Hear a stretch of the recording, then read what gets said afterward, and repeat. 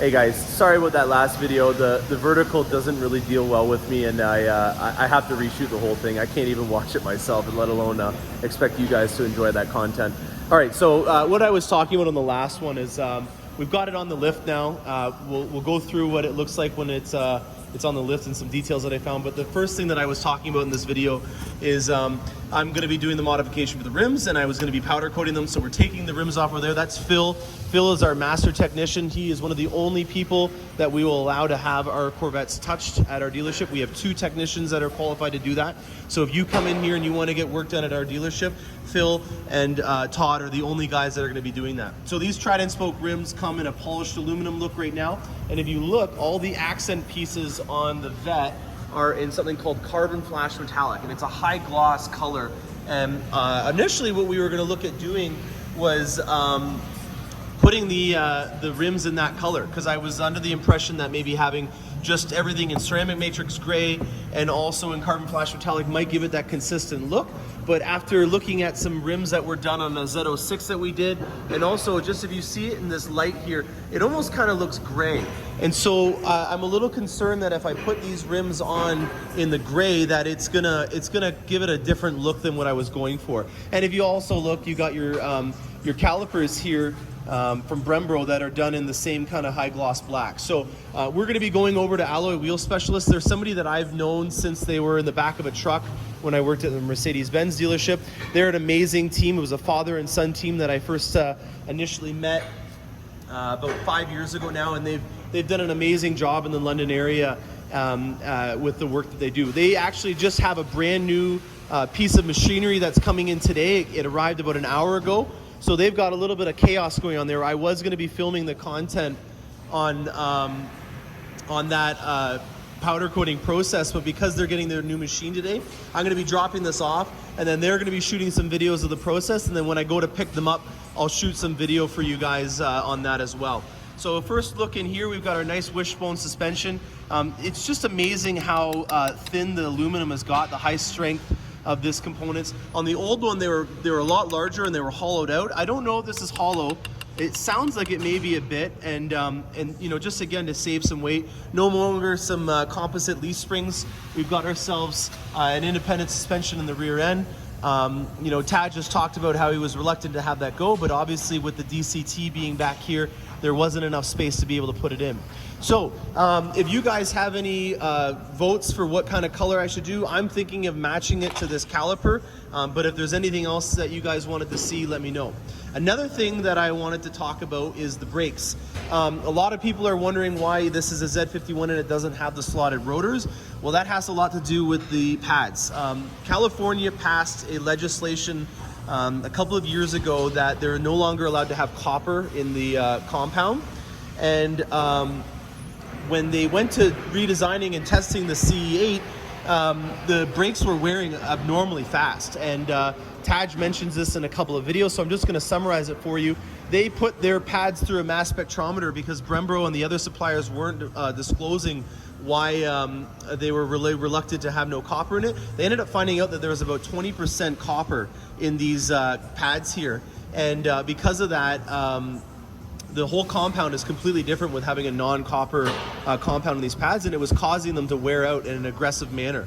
So they went to a solid rotor this time because they didn't want to have these new eco-friendly pads for the fishies wear out too aggressively. I know that there's a lot of talk on the aftermarket components going to ceramic, and also some rumors about it overheating and stuff like that. I'm really gonna wait and see how it goes. I'm gonna be driving mine quite aggressively, and so we'll keep you updated on that as it goes. But if you're wondering why it doesn't have a vented rotor anymore, that's the reason. This is actually a lot closer to what the C7s looked like, where it was all hollowed out on the suspension on the lower control arm there. So I'm just gonna go around the vehicle. Another really cool thing that is on this I think is the first mid-engine car to have a trunk release touchpad in the front. Very practical. You know, this is a vehicle that has a massive broadband. That's what everyone always gloats about when they have one of these cars. I can go and get some groceries. I can put my empties to go back to the beer store in the front, and then I can also take it on the track. There's a huge amount of variance that you can do with these vehicles. So having the ability to have you know, more utility, just like even this little button here, that's a big thing for me. You've got your cameras on here. I think I've counted 6 in total. Underneath here is for where your plate bracket would go. We've got our heat exchangers, which are massive on this vehicle. These tires are a new compound. They're ones that will allow it to have a lot more use in different situations, especially in colder weather. And then also the little baby splash guards are kind of cool. It's in a pitted plastic that's a lot more aggressive than the spats that used to be on the Grand Sport and the Z06. I've never really been a fan of having the pitted plastic on the vehicle. It kind of stands out when you have all these beautiful accent pieces done in carbon flash metallic, and you got this here. But I'm sure that this is for obvious reasons of it pitting and chipping for durability. It does look like it's a little bit more prominent. This is the base splash guard that comes with it. And the other thing that I also noticed is that when you look at it from this angle, when the wheels are on, the wheels don't stick out nearly as much as they did on the C7. So I don't have any of my rocker panels or anything on the vehicle yet, but you'll already see that this is going to be an area where a lot of dirt is going to collect. Obviously, with having these massive intakes on the vehicle, you know, you're gonna have the protrusions here collect a lot of weathering and stuff. So I'm just going to go underneath the vehicle now so that you guys can take a closer detailed look.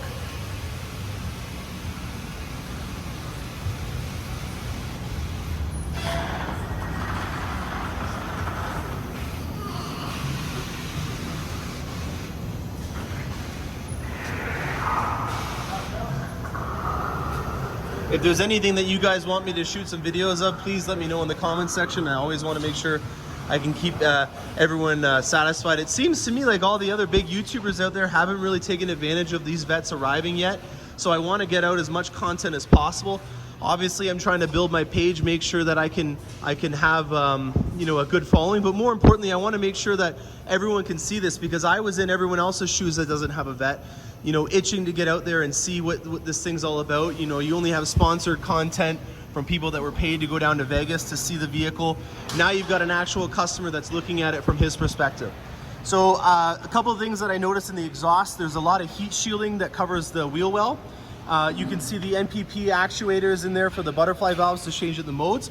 And when you look down the pipes, you'll notice that there isn't any visible butterfly valves anymore. So on the old one, when you were driving down the street behind a C7, you could tell what mode this vehicle was in just by looking at the butterfly valves. And you could kind of joke with the passenger or whoever you were with and say, oh, that guy's got his in touring mode, because you could see that these valves would be closed. So with this one, you can't tell what mode it's in just by looking at it, which is a small detail that a car guy like me would know, but you know, for the most part, most people wouldn't recognize that. I really, looking at these lights a lot more, am kind of enamored by the amount of detail in these LEDs that are in here. I think that's really cool. And then a little small detail, the tumbler for your trunk release, if the battery ever died, is behind the plate bracket.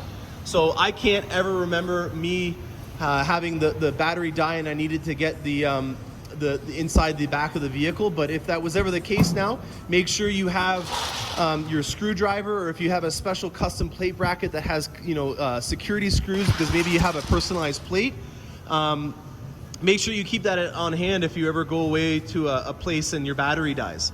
So that's a helpful tip from Morgan. All right, I hope you guys like that content a lot more than the vertical video I just previously shot, and let me know if there's anything else that you guys would like.